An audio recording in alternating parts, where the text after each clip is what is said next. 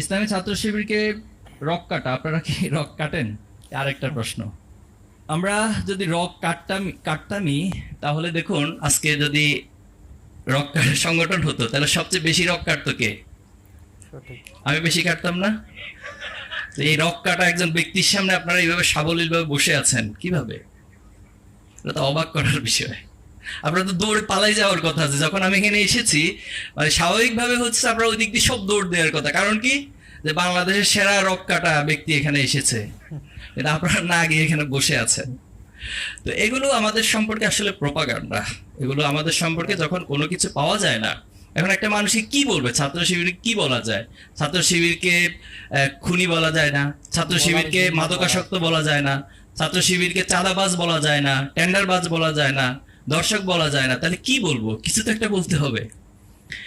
গত কয়েকদিন আগে